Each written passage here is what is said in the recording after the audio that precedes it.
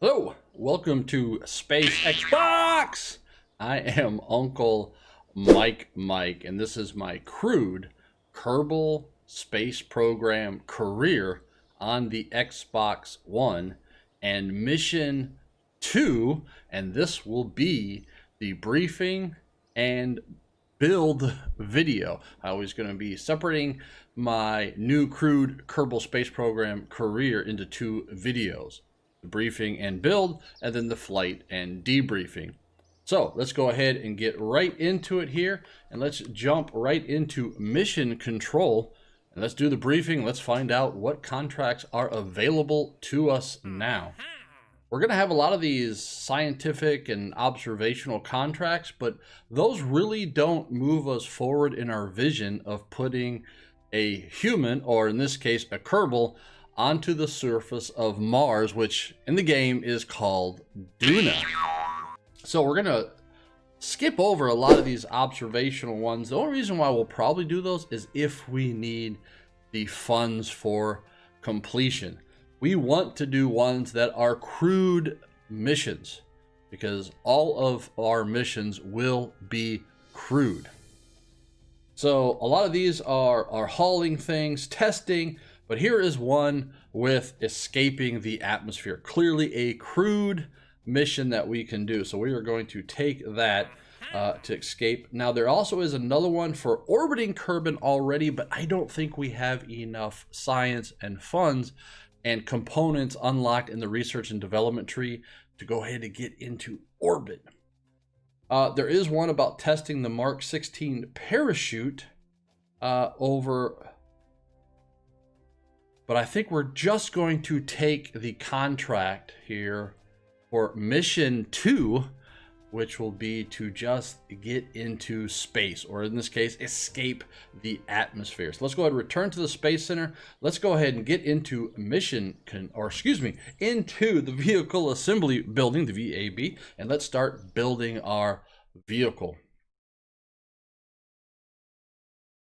All right, so in this case, what we need to do is we need to make sure we have enough Delta V to get into space. So as always, we are going to start here right now with the Mark 1 command pod. We are going to go ahead and rotate that, so that way, again, our pilot here, which will be Valentina, who flew in our first mission, her pitch program will be to pitch onto her back. Nice and comfortable flight to space.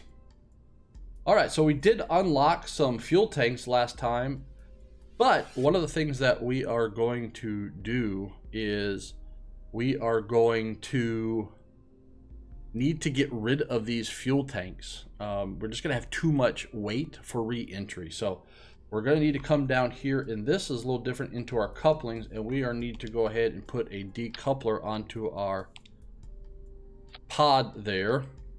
And I am going to go ahead and reduce this down fairly low. I like some realistic looking activities, so we're going to try to get this around about 10%. I think that would be good. The other thing that I'm going to do here is also limit the reaction wheels really low. I don't like how gamey these are. We're also going to change our color scheme to the gray and white. And let's go ahead and turn on the lights just so it looks, there we go. So there is our command pod with our coupler, or in this case, our decoupler.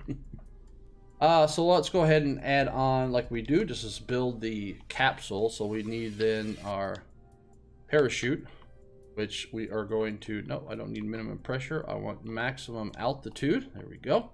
Now we did unlock some more science here. And the science is a barometer. And so we need to take a pressure reading or a barometric reading at the launch pad, in flight, high in flight, space. So I'm not going to put on 5, I'm going to put on 4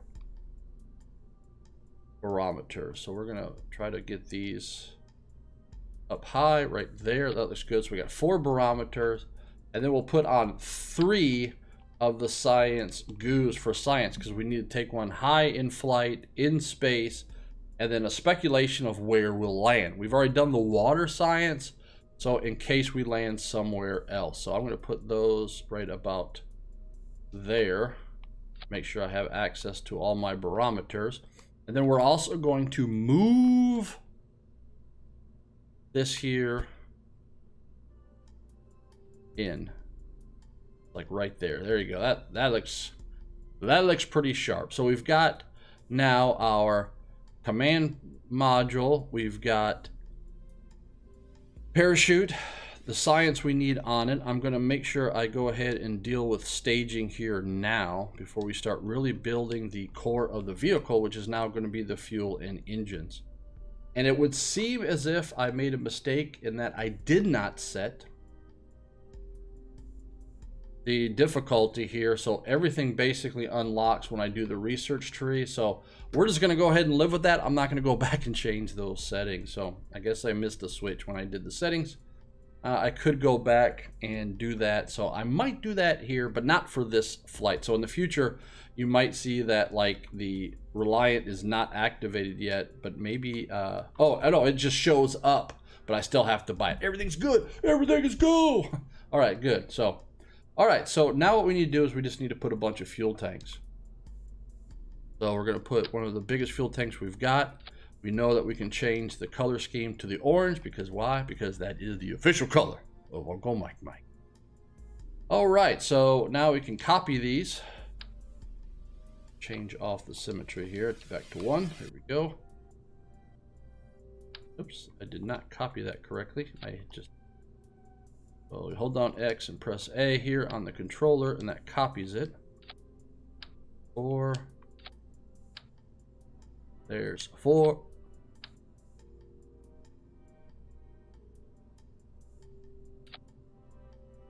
There we go. There's 5. There's 6. Let's check on that. Let's go ahead and put the engine that we do have, that we did pay for the development of, which is the swivel, because it gimbals. So I have better control, because again, this is all crewed mission, so I really want to make sure I have good control. I really don't want to kill any of my Kerbals. Mainly, I don't want to kill Valentina. All right, so we can come down here then in the bottom right, and I can open up all of my information. And right now my thrust to weight ratio is 1.82. So let's see what happens if we take that off and we copy one more fuel tank. I'm having a real problem here copying. There we go. Copying one more fuel tank. I'm looking for about a thrust to weight ratio about 1.5. Let's see what that now looks like. 1.63. I'll take that. It looks good. This is going to sound really basic, but with rocketry, if it looks good, it probably is good. And that has a good diameter to length ratio. It just looks like a real rocket, so it's probably going to fly like a real rocket. All right, because I just want maximum stability, we are also going to add in our 3 fins, just like we did with the Phoenix Alpha. I'm going to put on 3 aerodynamic fins here. And there we go. That looks like our rocket here that was going to get us up into space and escape the atmosphere for our Mission 2 contract.